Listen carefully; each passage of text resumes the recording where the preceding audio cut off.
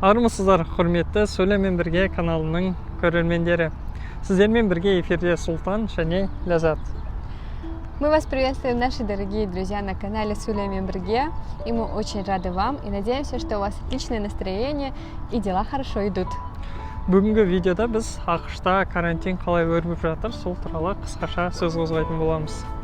Да, мы сегодня рассмотрим о последствиях COVID-19, что на данный момент нам известно о нем, что происходит на данный момент именно в Америке, в Чикаго, и что вообще нас ждет в будущем. И если вы не подписаны на канал, то подписывайтесь прямо сейчас и оставайтесь с нами до конца, ведь вас ждет много-много интересного.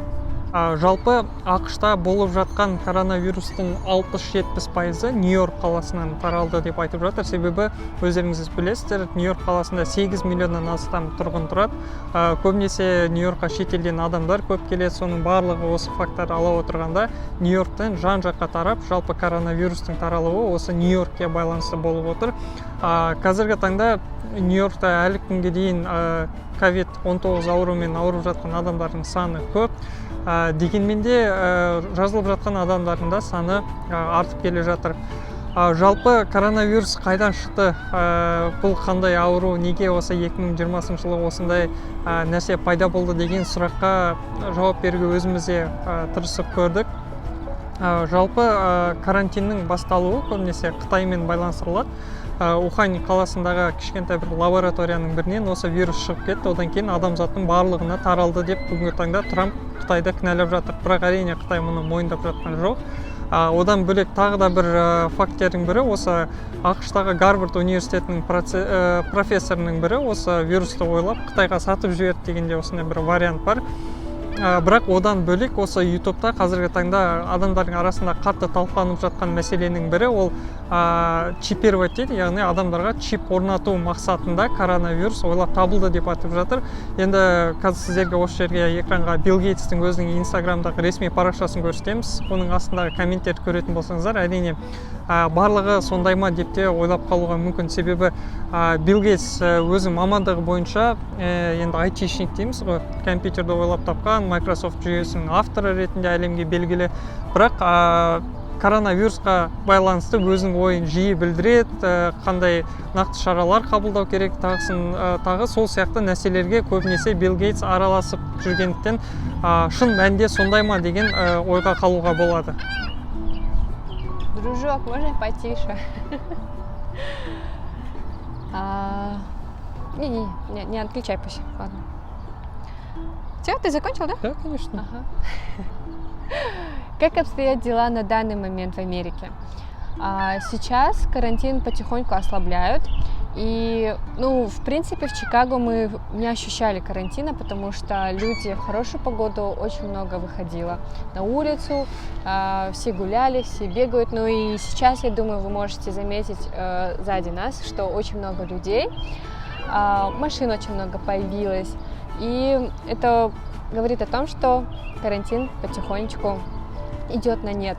Также вы в новостях наверняка видели о том, что американцы многие сейчас выходят на митинги, устраивают забастовки. Это все связано с тем, что многие ребята, многие американцы потеряли работу, и экономика идет на спад.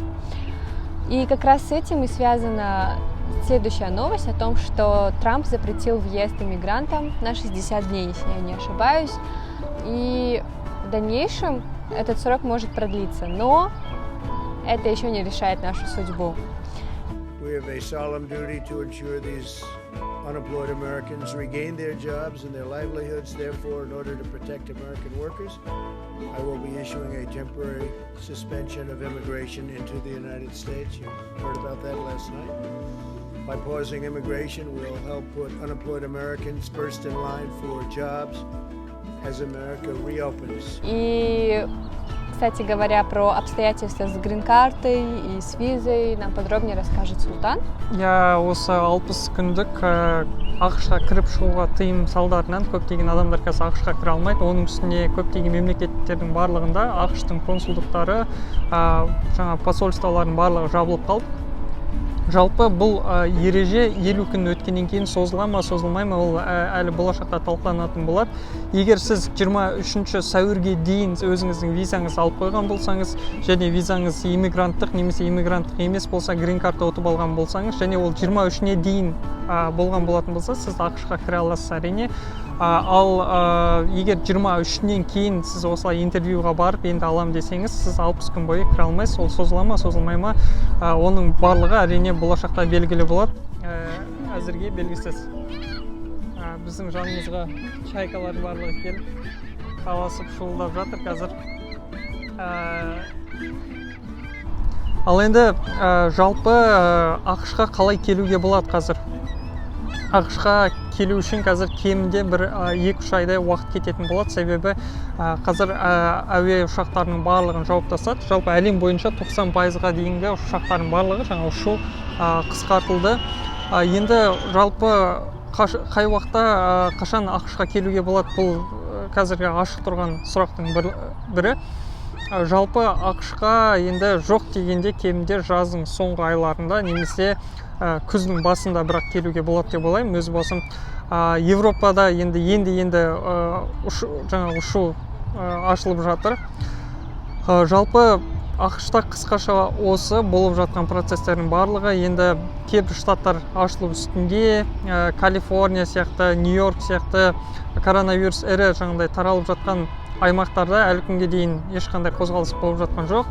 Тіпті жақында ғана Илон Масктың парақшасында Калифорнияға, егер сендер Калифорния штатын ашпайтын болсаңдар, мен өзімнің заводымды Техас немесе Невада басқа штатқа алып кетем деп шошытып отыр. Әрине ол Tesla компаниясы Калифорниядағы салықтың жартысынан көбін төлеп отқан ірі компаниялардың бірі.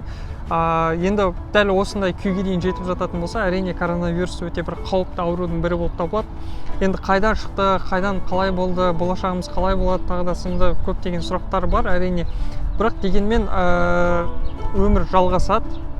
Адамдар өздерінің жаңағы баяғыдай өмір қалпына қайта келеді. Бұған сенімдіміз. Біздің каналымызды осылайынан қарап, жайғасып, шай ішіп отыруларыңызды біз тілейміз. Аман сау болыңыздар.